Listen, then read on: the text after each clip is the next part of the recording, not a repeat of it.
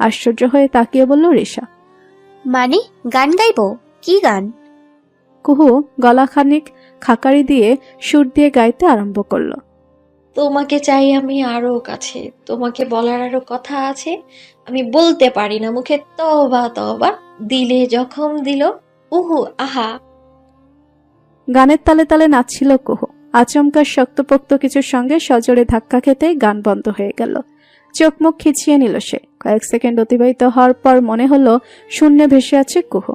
এক চোখ মেলে তাকাতেই দেখল রনক ভাই চশমা সমেত ভয়ানক দৃষ্টি ফেলে তার দিকে ঝুঁকে আছে। অপর হাতে কুহুকে জড়িয়ে রেখেছে। কুহুর গান শুনে হাসছিল রিশা, তবে এই মুহূর্তে তার হাসিটুকুও উবে গেল। রনককে ধাক্কা দিয়ে কোনো রকম সোজা হয়ে দাঁড়ালো কুহু। খানিকক্ষণ আগের গাওয়া গানের কথা মনে হতে লজ্জায় মাটির সাথে মিশে যেতে ইচ্ছে করছে। নিচু দৃষ্টি পায়চারি করছে। রিশার মনে অন্য ভয় ঢুকেছে। আশফিককে নিয়ে কি কিছু শুনে নেয়নি তো ভাইয়া? নীরবতা বিচ্ছিন্ন করে বলল রনক। দুনিয়ার সব উদ্ভট কাজ তোমার দ্বারাই সম্ভব। ননসেন্স। পরীক্ষা শেষ হলেই পড়াশোনা একেবারে শেষ? সারাদিন এভাবে টই টই করে ঘুরলে রেজাল্ট তো খারাপ হবে।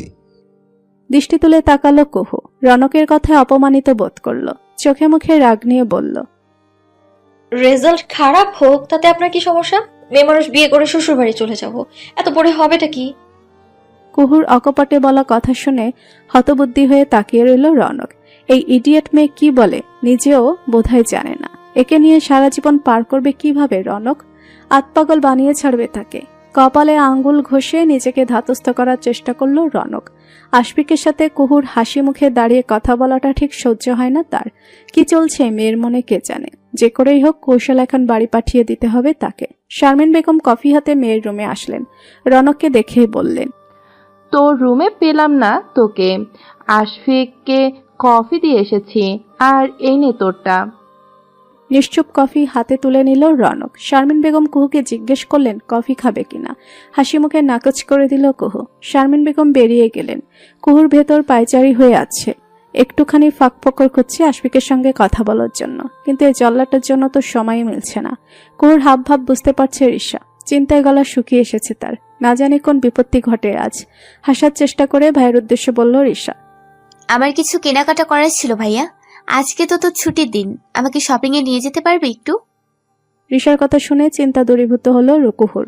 যাক, আশফিকের সঙ্গে কথা বলার একটা রাস্তা পাওয়া গেল অবশেষে। থমথমে মুখে কফিতে চুমুক রেখে বলল রনক, ঠিক আছে, সন্ধ্যার পর তৈরি থাকিস।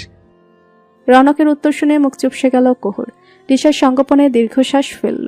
সে যদি চলে ডালে ডালে, তার ভাই চলে পাতায় পাতায়। কুহুকে যে এখন এক মুহূর্তের জন্য দৃষ্টি ছাড়া করবে না রনক বেশ বুঝতে পারছে।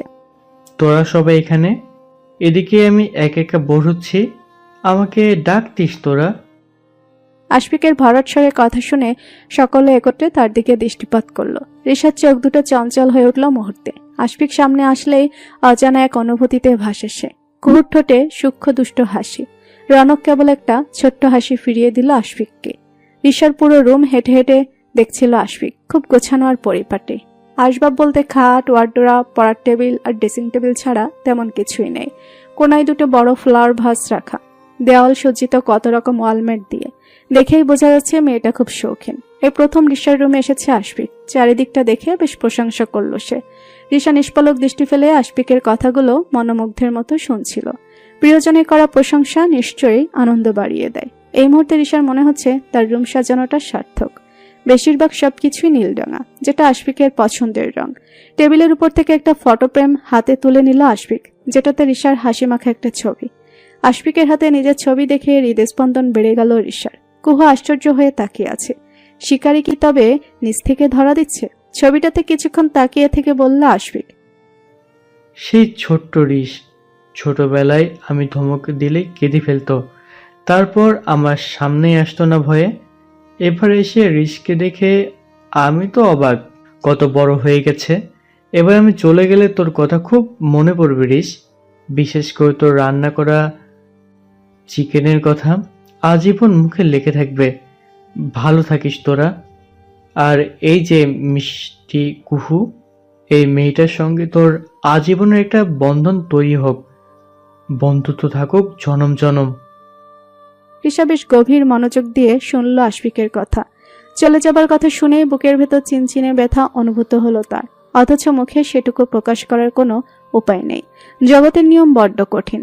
চোখ আপনা আপনি ঝাপসা হলো। রিশার ছবিটা ফটো ফ্রেম থেকে খানিক বের করতে গিয়ে আচমকা থেমে গেল আশফিক। পরক্ষণে সেটা নির্দিষ্ট জায়গায় রেখে দিল। দৃষ্টি তুলে তাকালো রিশার পানে। মেয়েটার চোখে মুখে আশ্চর্য রকম এক দুঃখ ছড়িয়ে আছে। এর মানে টুকু কি হদিস করতে পারলো আশফিক? কি জানি, পেরেছে হয়তো। মানুষের মন বোঝা দুষ্কর। চট করেই সবার মাঝে বলে উঠল কুহু। ছাদে যাবেন আশফিক ভাই? রিশা আশ্চর্য হয়ে তাকালো কুহুর পানে। রনকের কপালে পড়ল সূক্ষ্ম রাগের ভাঁজ। তৎক্ষণাৎ ইচ্ছে করে বেখেয়ালি হয়ে নিজের হাতে থাকা মগের অবশিষ্ট কফিটুকু কুহুর শরীরে ফেলে দিল সে। চোখে মুখে টানল কৃত্রিম অপরাধের ছাপ। চোখ মুখ বিশ্রী রকম কুচকে ফেলল কুহু। তাৎক্ষণিক হাতে ঝেড়ে নিতে নিতে বলল, কি করলেন এটা? এত বড় বড় গ্লাসের চশমা পরেও মানুষ দেখে চোখে দেখে না কি করে? আজব! ইস, কি দশা করেছে আমার জামাটার। বাড়ি গিয়ে চেঞ্জ করে নাও। রনকের কাট জবাব। আশফিক পকেট থেকে রুমাল বের করে কুহুর উদ্দেশ্যে বলল, এইটুকু কফির জন্য বাড়ি যেতে হবে না, মুছে নাও মিষ্টি। তারপর ছাদে যাচ্ছি আমরা। রিশা, রনক, তোরাও চল, আড্ডা হয়ে যাবে। আমি তো বিকালে চলেই যাচ্ছি। রিশা রাজি হলেও রনক কোনো রকম প্রতিক্রিয়া জানালো না। গটগট করে নিজের রুমে চলে গেল। নিজের রাগকে সামাল দেওয়া দুষ্কর হয়ে যাচ্ছে। আর কয়েক সেকেন্ড দাঁড়ালে ভুলে যাবে আশফিক তার কাজিন হয়, নয়তো কুহুকে চরম মূল্য দিতে হবে এই বাড়াবাড়ির। আলতো হাতে জামার একপাশ থেকে কফিটুকু মুছে নিল কুহু। পরক্ষণে ছাদে যাওয়ার জন্য তাড়া দিল আশফিককে। এই মুহূর্তে রনক তাদের সাথে যাচ্ছে না ভেবে আনন্দ হচ্ছে কুহুর। রিশা সমেত 3 জন ছাদে চলে আসলো। রিশার দৃষ্টি একটুর জন্য আশফিকের থেকে সরেনি। ইচ্ছে করছে মুখে বলে দিক, আপনার চলে যাওয়ার কথা শুনে আমার ভেতর পুড়ে যাচ্ছে আশফিক ভাই। অনুভূতি প্রকাশ না করা অবধি এই দহন কমবে না। মেয়েদের তো বুক ফাটে, তবুও মুখ ফোটে না। কাঠপাতা বেঞ্চিতে এসে বসলো আশফিক। একপাশে রিশা দাঁড়িয়ে রইল। দুজনের মাঝ বরাবর কুহু দাঁড়িয়ে। মুখ ঢিপ ঢিপ করছে। তার যাই হোক, আজকে রিশার মনের খবর সে আশফিক ভাইকে জানিয়ে দিবে। লম্বা লম্বা দম নিল কুহু। দূরে নীলাব আকাশে দৃষ্টি রেখে বলল আশফিক, কুহু বোধহয় আমাকে কিছু বলতে চাও? আশফিকের কথা শুনে চমকে তাকালো কুহু। কৌতূহলী দৃষ্টি নিয়ে তাকিয়ে রইল রিশা। হাত পা অসাড় হয়ে আসতে চাইল তার। এই মুহূর্তে কুহুকে দমিয়ে রাখা সম্ভব নয়, সেটা ভালো করেই জানে। কাঙ্ক্ষিত কথাটুকু কি বলেই ফেলবে কুহু? পরিস্থিতি কি হবে এখন? গলা শুকিয়ে এলো। কুহু আমতা আমতা করে বলল, আপনি কি কাউকে ভালোবাসেন আশফিক ভাই? আশফিক দৃষ্টি রাখলো কুহুর পানে। একটুখানি হেসে বলল, তুমি আমাকে ঠিক কি বলতে চাও আমি বোধহয় কিছুটা ধারণা করতে পারছি মিষ্টি।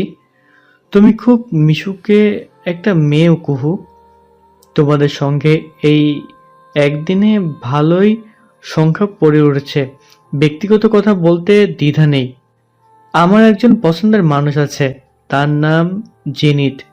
কানাডার বাসিন্দার, কিন্তু তার জাতীয়তা বাঙালি। প্রায় 1 বছরের সম্পর্ক আমাদের। এইসব কিছু জানার পরে যদি তুমি আমার মনের কথা আমাকে জানাতে চাও তবে বলতে পারো। সিঁড়ি ঘরে দাঁড়িয়ে আশফিকের বলা কথাটুকু শুনে নিল রনক। রাগে হাত মুষ্টিবদ্ধ হয়ে আসলো। ক্রোধে শরীর কাঁপছে। তার মানে কুহু মনের কথা জানাতে আশফিককে ছাদে রেখেছে। কুহুর উত্তর শোনার জন্য আড়ালেই দাঁড়িয়ে রইল রনক। আশফিকের কথাটা বজ্রের মতো শোনালো রিশার কানে। পাথর হয়ে দাঁড়িয়ে রইল সে। দমবদ্ধ লাগছে। কুহুর চোখ ঝাপসা হয়ে উঠল। আশফিক ভাবছে কুহু তাকে পছন্দ করে, এটা স্পষ্ট। আর চোখে রিশার দিকে তাকালো কুহু। আশফিকের দৃষ্টি শুভ্ররাঙা ভেসে যাওয়া মেঘের ভেলায়। ঈশার দ্রুত উকিয়ে দিচ্ছে ফাঁক ফোকর গলিয়ে। আশফিক খুব ভালো করেই জানে রিশার মনের কথা জানানোর জন্য কুহু ডেকেছে তাকে। তখন ফটো ফ্রেম থেকে রিশার ছবি বের করতে গিয়ে পেছনে নিজের একটা ছবি দেখতে পেয়েছিল আশফিক। রিশা তাকে পছন্দ করতে সন্দেহটা আগেই ছিল একটু। আজকে পুরোপুরি নিশ্চিত হয়েছে। 7 দিন থাকার ইচ্ছে হলেও থাকতে পারবে না আশফিক। রিশার কষ্টের বোঝা বাড়ুক চায় না সে। তার পক্ষে কোনোদিনই সম্ভব না রিশাকে ভালোবাসা। মন প্রাণ জুড়ে শুধু জেনিত, আর অনুভূতির ওপর কারো হাত থাকে না। আমি আপনাকে পছন্দ করতাম, এটা সত্য, তবে এই কথাটা জানানোর ছিল। আপনি হয়তো বুঝেও গিয়েছেন এটা। কুহুর কম্পনরত স্বর শুনে চমকে তাকালো আশফিক। এমন কিছু শোনার জন্য প্রস্তুত ছিল না। কুহুর গাল বেয়ে নামছে নোনা জল। রিশা বাকরুদ্ধ হয়ে গেল। সম্পূর্ণ ব্যাপারটা কত অনায়াসে নিজের উপর টেনে নিল কুহু। রিশাকে একটুখানিও ছোট করলো না আশফিকের কাছে। পরিস্থিতি খুব নিখুঁতভাবে সামনে নিল ভাইয়া। কি এই জন্যই মেয়েটাকে নির্বোধ বলে? এরকম বোকা মেয়ের প্রেমে না পড়ে থাকা যায়? ভাই যদি ভাগ্যক্রমে কুহুকে পেয়েও যায়, নিঃসন্দেহে পৃথিবীর সবচেয়ে ভাগ্যবান পুরুষ। কুহুর উত্তরটুকু শুনে চোখ জ্বালা করে উঠল, রনকের দৃষ্টি ঝাপসা হলো। বক্ষস্থল শুরু হলো তোলপাড়। কোনো রকম এলোমেলো পা ফেলে সিঁড়ি ভেঙে নেমে গেল সে। রোদের প্রখর বাড়ছে, চামড়া জ্বলছে দেওয়ার মতো।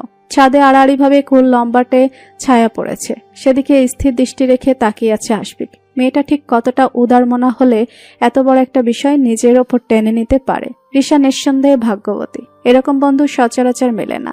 তপশ্বাস ফেলে বলল আশফিক। ভালোবাসা খুব অদ্ভুত জানো মিষ্টি, এটার উপর কারো নিয়ন্ত্রণ থাকে না। তোমার অনুভূতিকে আমি সম্মান জানাই। আমি বলবো এখনো অনেক কিছু বোঝার শেখার বাকি আছে তোমার। আমাদের আড়ালে হয়তো অনেকেই নীরবে ভালোবাসে, প্রকাশ না করলেও হয়তো বুঝে ফেলি আমরা আচরণের কারণে। তোমার জন্য হয়তো কেউ এক আকাশ সমান ভালোবাসা নিয়ে অপেক্ষায় আছে মিষ্টি। তোমার মনের চোখটা দেখতে পাচ্ছে না, কেন পাচ্ছে না সেটা বুঝতে পারছি না আমি। রিশা দাঁড়ালো না, হনহন করে নেমে চলে গেলে। এই মুহূর্তে ভীষণ কান্না পাচ্ছে তার। কুহু মেঝেতে দৃষ্টি রেখে স্তব্ধ হয়ে দাঁড়িয়ে আছে। আশফিকের কথাগুলো বোধহয় তার কর্ণকুহর অবধি পৌঁছায়নি। মাথা ভনভন করছে। আশফিক তাকালো কুহুর পানে। রনক যে কুহুকে ভালোবাসে এটা কালকে রাতে একটা ডায়েরি থেকে জানতে পেরেছে সে।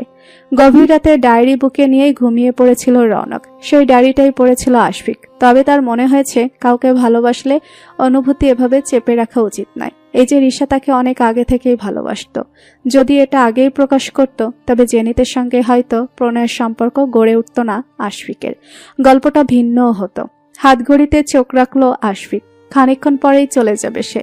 এখন মনে হচ্ছে এখানে আসাই তার চরম ভুল হয়েছে। কুহু মেয়েটা হয়তো দৃষ্টি তুলে কখনো তাকাতেও পারবে না আশফিকের দিকে, অথচ সে সম্পূর্ণ নির্দোষ।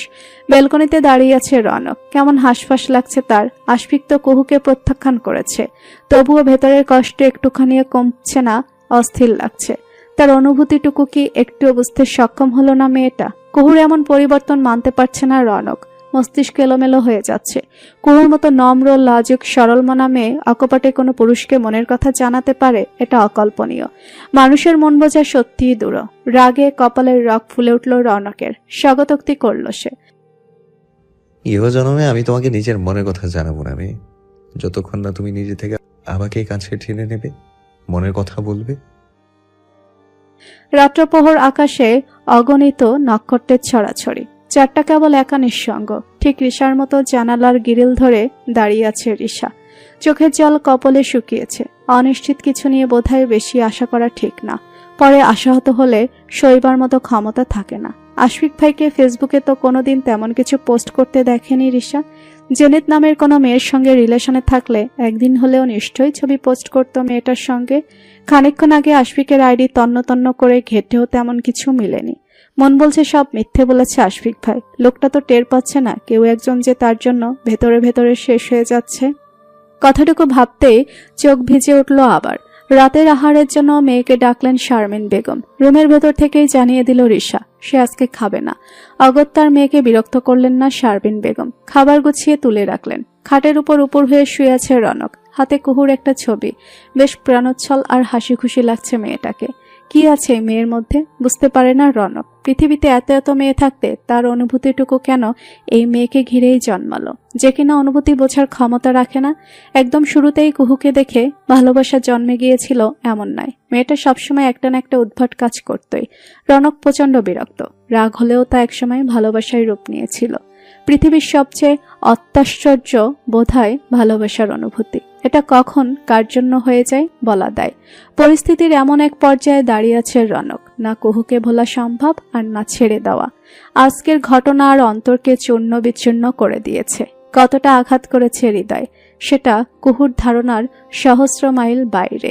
ছবিটা বালিশের তলায় রেখে উঠে বসল রনক। বক্ষস্থল ভার হয়ে আছে। এখনো কুহু না চাইলেও তাকে রনকের হতে হবে। হোক সেটা যে কোনো উপায়, যে কোনো পরিস্থিতিতে খাট থেকে নেমে রিশার রুমের দিকে গেল রনক। দরজার বাইরে থেকে নক করলো। ভাইয়ের শব্দ পেয়ে চোখ মুছে এগিয়ে গেল রিশা। একবার তো সে বলে দিয়েছে খাবে না, তাহলে কেন ভাইয়া তাকে ডাকতে আসলো? দরজা খুলতেই রনকের বিধ্বস্ত চোখে মুখে দৃষ্টি আটকালো রিশার। কেমন উদ্ভ্রান্তের মতো লাগছে রনককে। চুলগুলো এলোমেলো হয়ে কপাল ছুঁয়ে আছে। চশমাবিহীন চোখে দৃষ্টি রেখে বলল রিশা। কিছু বলবি ভাইয়া? কয়েকটা কথা বলার ছিল। শান্ত শীতল স্বর রনকের দরজা থেকে সরে দাঁড়ালো রিশা। ভাইকে রুমে প্রবেশ করার অনুমতি দিল। রুমে এসে চেয়ার টেনে বসলো রনক। রিশার দিকে তাকিয়ে বলল, তোকে যেদিন কুহুর কথা বলেছিলাম মনে আছে তোর? সেদিন সোজা সাপটা বলেছিলাম মেয়েটাকে আমার ভালো লাগে, তুই শুধু একটু নজরে রাখবি যেন কোনো ছেলের সঙ্গে না জড়ায়, যেহেতু কুহু তোর বেস্ট ফ্রেন্ড। ভাইয়ের কথা শুনে কয়েক সেকেন্ড চুপ থেকে বলল রিশা। হ্যাঁ বলেছিলি, কিন্তু কুহু কি কিছু করেছে? চোখ মুখ কাঠিন্য করে ফের বলল রনক। কুহুকে যখন পছন্দ করতাম তখন সে 8ম শ্রেণীর শিক্ষার্থী ছিল, আর ওইটুকু বয়সে মনের কথা জানানোর মতো উপযুক্ত সময় আমার মনে হয়নি। এতদিন অবধিও বলিনি, কারণ কুহু কখনো কোনো ছেলের সঙ্গে জড়ায়নি, ভদ্র স্বভাবের ছিল তাই। আর আমাদের মাঝে ঝগড়ার একটা তিক্ত সম্পর্ক তো আছেই। এ যাবতও কুহু যখন কোনো ছেলের প্রেম নিবেদন গ্রহণ করেনি, নিঃসন্দেহে আমাকেও প্রত্যাখ্যান করত। সেজন্য অনুভূতিটুকু নীরবে নিজের মাঝে বাঁচিয়ে রেখেছি। ভাইয়া যে কুহুকে এত আগে থেকে ভালোবাসতো এটা জানা ছিল না রিশার। এসএসসির পরপরই জেনেছে সে, কিন্তু হঠাৎ এসব কথা কেন বলছে রনক বুঝতে পারছে না রিশা। ক্রমেই অজানা এক সন্দেহ তাকে গলাধকরণ করে নিচ্ছে। হ্যাঁ, এসব তো অনেক আগের কথা, নতুন করে মনে করিয়ে দেওয়ার কি আছে? দরকার আছে। কুহু আশফিককে পছন্দ করে ফেলেছে, সেটা আমাকে কেন জানাসনি তুই? এখন আবার এটা বলিস না এসব তুই জানতিস না। কুহুর মতো একটা লাজুক ভদ্র ধাঁচের মেয়ে যে কিনা সোজা সাপটা মনের কথা জানিয়ে দিল একটা অজানা ছেলেকে, তাও একদিনের পরিচয়ে, মানা যায় এটা? ছাদে তোদের কথা আমি সবই শুনেছি। রনকের কথা শুনে মাথা ভন ভন করে উঠল রিশার। সর্বনাশ, পরিস্থিতি মারাত্মক বেহাল দশায় চলে গেছে। এখন কি করে সামলাবে রিশা? গলা শুকিয়ে এলো তার। কথায় আছে, যেখানে বাঘের ভয় সেখানেই সন্ধে হয়। এখন কি করে বোঝাবে? রিশার হয়ে আশফিককে এসব বলেছে কুহু। বার কয়েক চোখের পাতা ঝাপটে নিয়ে আমতামতা করে বলল রিশা। আরে তুইও না ভাইয়া, এসব কথা এত সিরিয়াস নিতে হয়? কুহুর মতো মেয়ে কোনো ছেলেকে প্রপোজ করবে?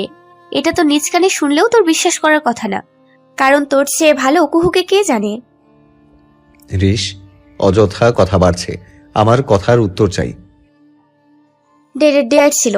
আরে আমি কুহুকে ডেয়ার দিয়ে বলেছিলাম আশফিক ভাইয়াকে প্রপোজ করে দেখা। আরে এসব তো মজা ছিল। আমার ভাইটা বোধহয় এসব সত্যি ভেবে চিন্তায় নিজের অবস্থা খারাপ করে ফেলেছে। আমি সব সময় কুহুকে নজরবন্দি রাখছি। কোনো ছেলের সঙ্গে জড়ানোর সুযোগ আছে নাকি ওর? কিয়ৎক্ষণ রেশার দিকে তাকিয়ে রইল রকনক। বোনকে আচমকা কেমন অস্থির অশান্ত লাগছে। শক্ত দৃষ্টি রেখে বলল রনক। আমি বলবো তোর এই ডেয়াটা খুব বাজে ছিল রিশ। তুই আশফিকের সামনে কুহুকে ছোট করে দিলি। কারো অনুভূতি নিয়ে এরকম মজা করা উচিত নয়। কুহু যদি একবারও বুঝতো আশফিককে এইসব কথা বলার মানে কি দাঁড়ায়, তাহলে কখনোই তোর ডেয়াটা ও নিত না। মেয়েটা অজান্তে নিজের অনুভূতিকে সস্তা বানিয়ে দিল। রনকের কথায় মাথা নিচু করে দাঁড়িয়েছে রিশা। সত্যি সে কুহুকে অনেক ছোট করে দিয়েছে। আশফিক ভাই যদি জানতো রিশাই তাকে পছন্দ করে, তাহলে আহামরি কোনো ক্ষতি হতো না। ভাইও এতখানি কষ্ট পেত না। বহু কষ্টে কান্না চেপে রাখলো রিশা। চেয়ার থেকে দাঁড়িয়ে বলল রনক। ওই নির্বোধ মেয়ের দায়িত্ব অতি সত্বর আমাকেই নিতে হবে। যতদিন না নিজের কাছে নিয়ে আসতে পারছি, দুদণ্ড শান্তি দিবে না আমাকে। আজকে যে কাণ্ড ঘটিয়েছে, দেহ থেকে আত্মা উড়ে যাওয়ার জোগাড় হয়েছিল আমার। কথাটুকু বলেই চলে গেল রনক। রিশা দৃষ্টি তুলে তাকালো। ভাইয়ের কাছে মিথ্যা বলাতেও কেমন অপরাধ বোধ হচ্ছে। সবকিছু মিলে তার মস্তিষ্ক এলোমেলো হয়ে আছে। পরীক্ষা শেষ হয়েছে প্রায় মাসখানেকের বেশি সময় হয়েছে। আজকে ফল প্রকাশের দিন। সকাল থেকে বেশ উত্তেজিত হয়ে আছে কুহু। হাতে ফোন নিয়ে বসে আছে। কখন ওয়েবসাইটে রেজাল্ট পাবলিশ হবে আফসানা বেগম মেয়ের পায়চারে খেয়াল করছেন। কোনো কালে তো পড়াশোনা নিয়ে এত সিরিয়াস হতে দেখেনি তাকে। তোহা বারংবার খেয়ে নেওয়ার কথা বলছে কুহুকে। পরীক্ষা তো দিয়েই ফেলেছে, এখন রেজাল্ট নিয়ে অযথা দুশ্চিন্তা করলে তো হবে না। না খেলে শরীর খারাপ করবে। ভাবির কোনো কথা কানে তুলল না কুহু। তার তো এবার আশা আছে অনেক ভালো রেজাল্ট করবে। তারপর জল্লাদটার মুখোমুখি দাঁড়িয়ে গিয়ে ইচ্ছেমতো কথা শুনিয়ে আসবে। কদিন কেন জানি রনককে তেমন কথা বলতে দেখেনি কুহু। কোনো রকম ঝগড়াও করেনি তার সঙ্গে। কি জানি মাথায় সুবুদ্ধির উদয় হচ্ছে হয়তো। ফোনের রিংটন বাজতেই ভাবনার ঘোর কাটল কুহুর। রিশার ফোন, কিন্তু এই মুহূর্তে রিসিভ করবে না কুহু। ভালো মতোই জানে রিশা তাকে যাওয়ার জন্য ফোন করেছে। রেজাল্ট জানার আগে বাঘের গুহায় যাচ্ছে না কুহু। ফুয়াদ তৈরি হয়ে আসলো বসার রুমে। এক্ষুনি কাজে বেরোবে সে। কুহুর অস্থিরতা দেখে একগাল হেসে বলল, রেজাল্ট দিছে, এত উত্তেজিত হয়ে কাজ নেই তোর। যা, রেজাল্ট করছিস, এত তো কাজের বোঝ, চাকরিও পাবি না। তার চেয়ে ভালো শ্বশুর বাড়ি গিয়ে জামাই সেবা করবি।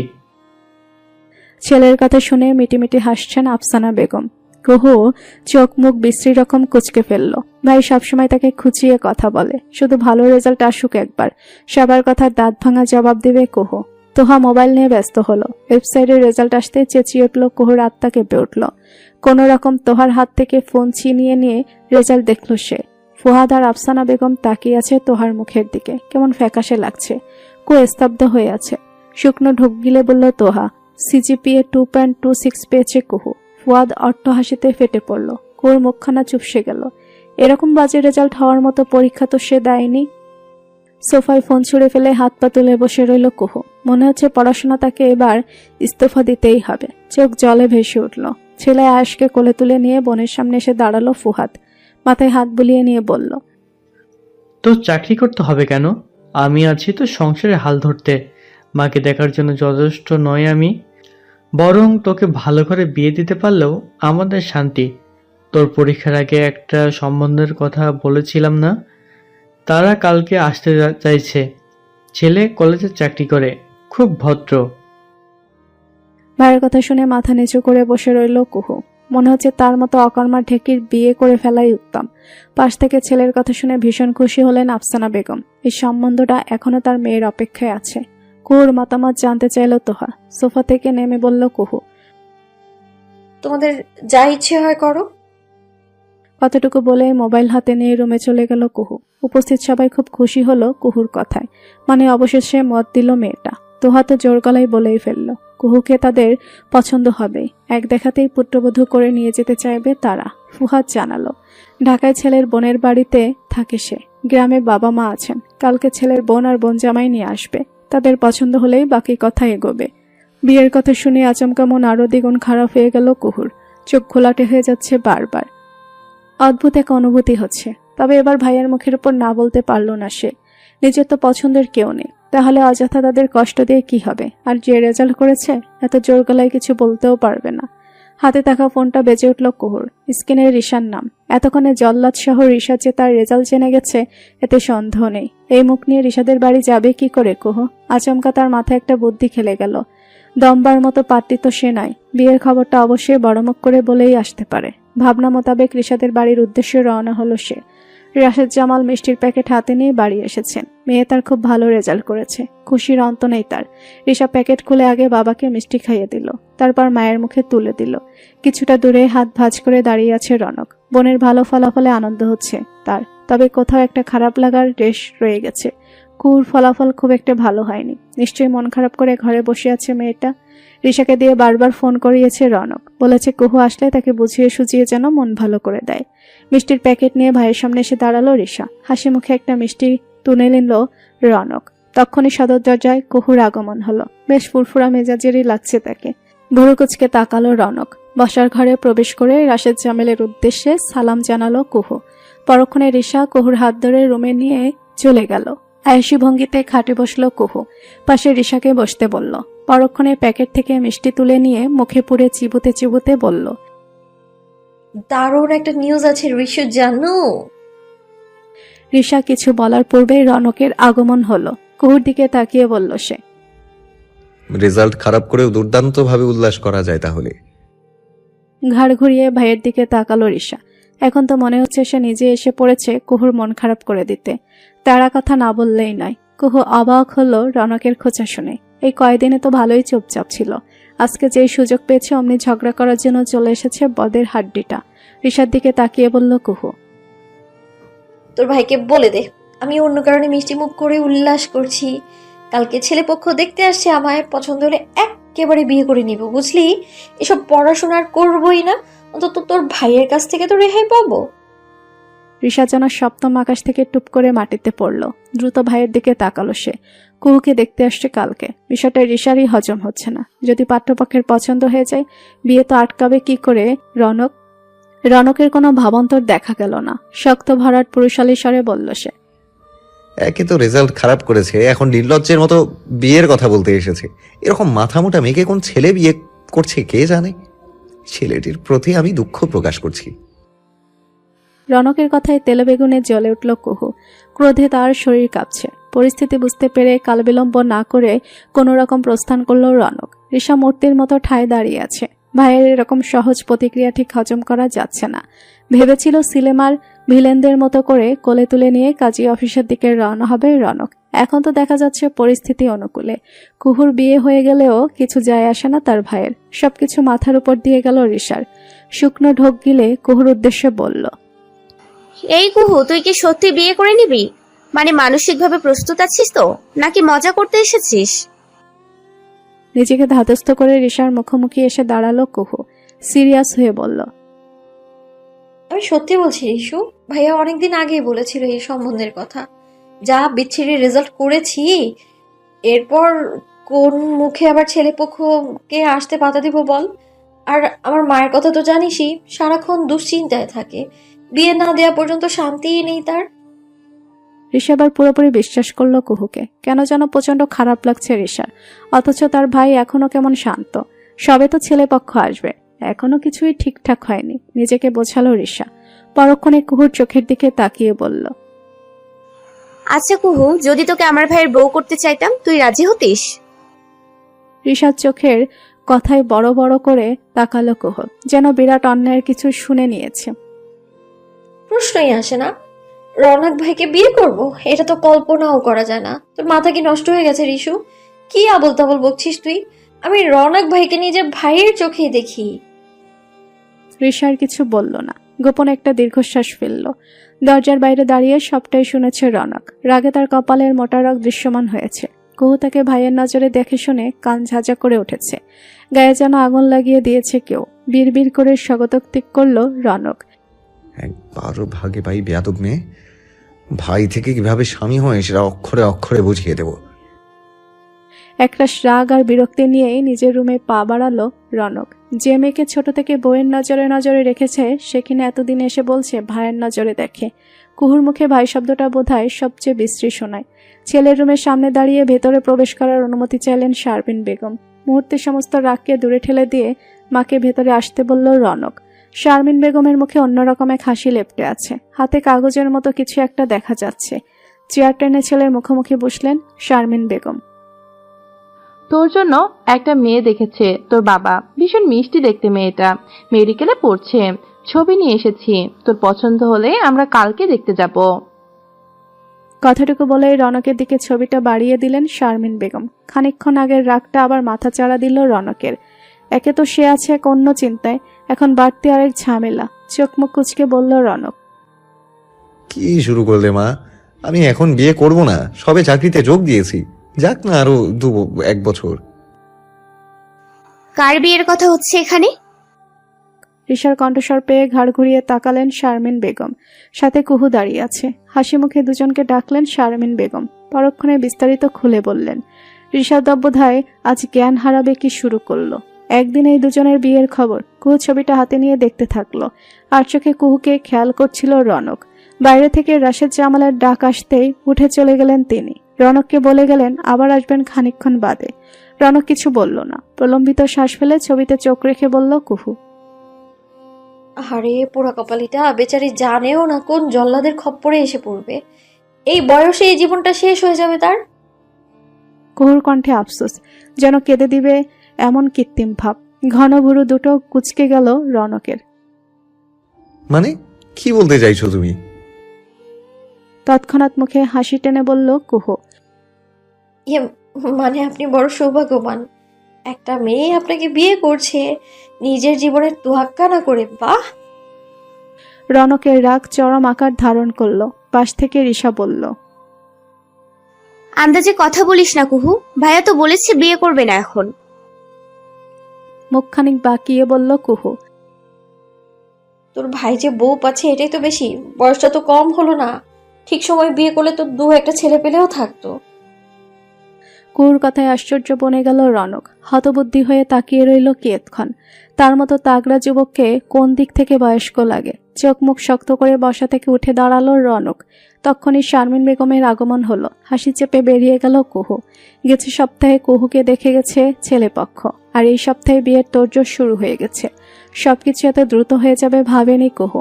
এমন পাত্র হাতছাড়া করতে চায় না তার পরিবার। ছোট পরিসরে বিয়ের আয়োজন করছে ফুহাদ। ঘড়িতে দুপুর 3টা, খানিকক্ষণ বাদে বরযাত্রী আসবে।